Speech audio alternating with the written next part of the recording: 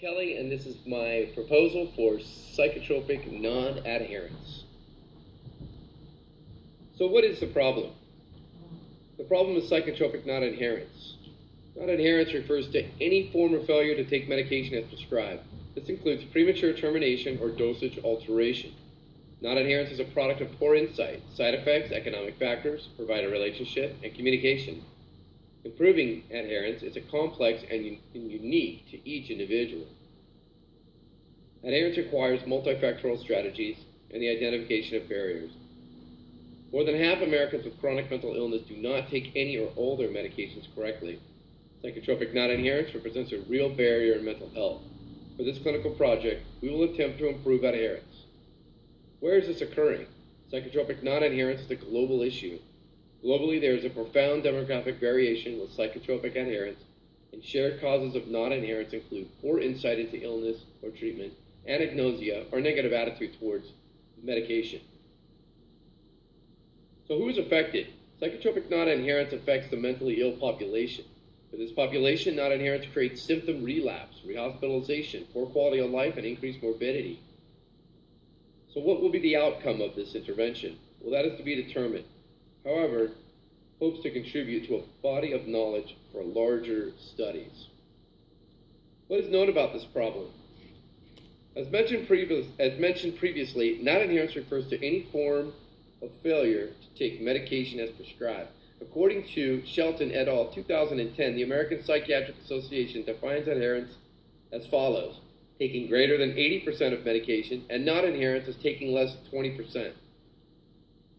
As of 2014, psychotropic adherence rates were between 36 and 54%.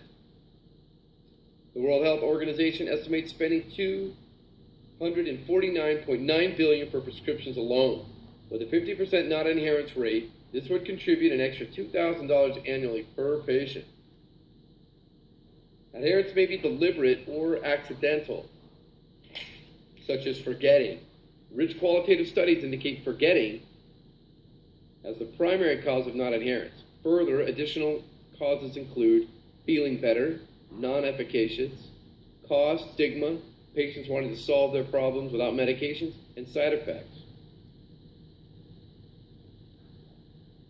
For psychotropics, non-adherence occurs highest with antidepressants, followed by mood stabilizers, anxiolytics, sedatives, and then antipsychotics.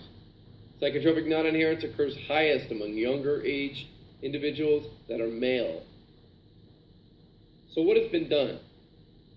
Interventions include patient education, mailed letters, telephone follow-ups, pharmacy-based coaching, individual meetings, multifaceted interventions.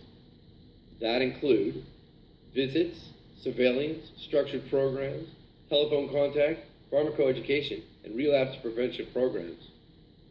Systematic reviews found that multifaceted programs work the best. Systematic reviews conclude that multifaceted approaches establish a good provider-patient relationship and allow shared decision-making. Also, the reviews found that multifaceted programs that include educational, behavioral, and provider-targeted strategies worked better than a single component program. However, according to Cochrane review, even the most efficacious interventions did not result in significant improvement in adherence or treatment outcomes. So who did I collaborate with for this proposal? First, an LCSW with 20 years experience in a clinical setting that treats a wide socio-demographic population with complex psychiatric illnesses. This individual is a proponent for technological advances and is main concern over HIPAA violation and patient confidentiality. This individual uses what's called the BetterHelp Counseling app. This is a HIPAA-compliant application that utilizes evidence-based data. Next, a PsyD, who treats a wide range of clinical issues to a diverse population.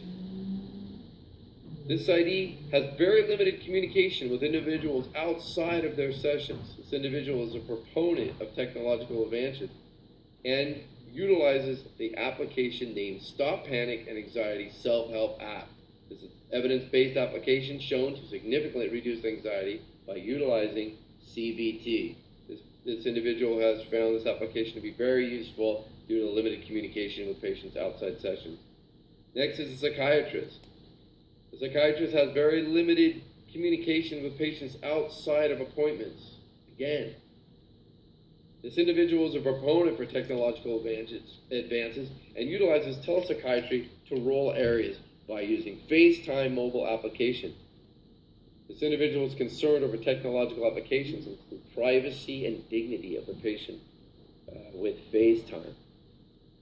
The help that was offered, all avenues of intersectional collaboration chosen, encouraged the use of technological advances to facilitate patient care.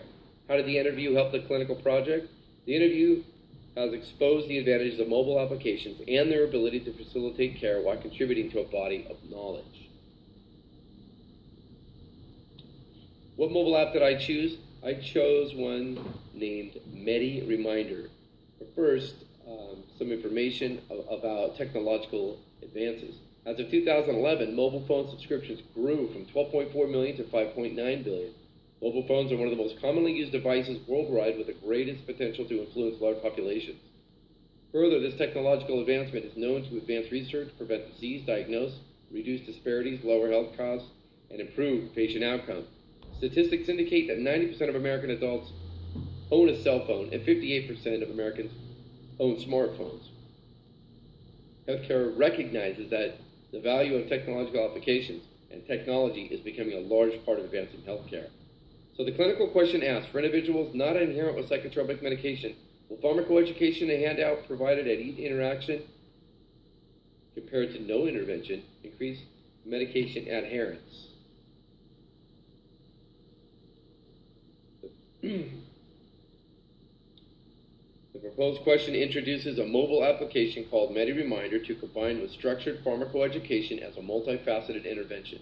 MediReminder aims to reduce medication non-adherence. This is a mobile application that can be downloaded onto a cell phone. It provides alternative language settings and has a 24-hour technical assistant line that allows date, time, medication, name, and description of medication to be sent to the patient.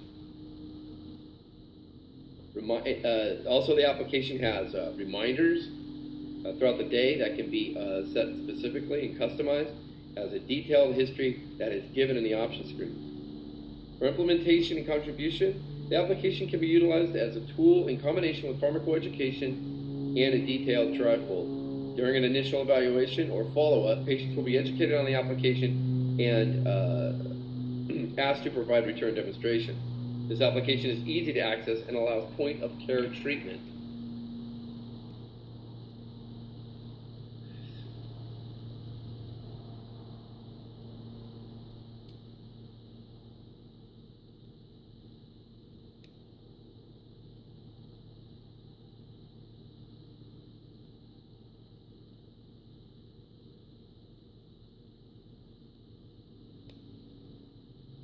So, why is this proposed solution innovative? Innovation is a process of learning and knowledge creation through which new problems are defined and new problems are developed to solve them. Further, it is anything that creates new resources, processes, values, or improves existing resources, processes, and benefits public use. MediReminder, as a frontline interventional strategy, fulfills this definition. MediReminder combined with education is implementing a new and creative process.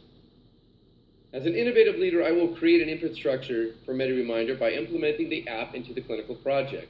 The innovative rewards will contribute to a body of knowledge. The organization's culture, as far as promoting adherence, will change by assessing the community and team needs, then measuring the results of the intervention. The results will be supported by the organization's.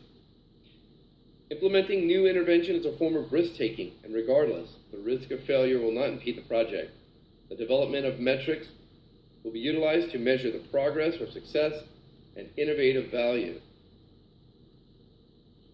Last, intersectional collaboration will continue throughout the project by valuing multiple intelligences and their perceptions of beliefs and skills.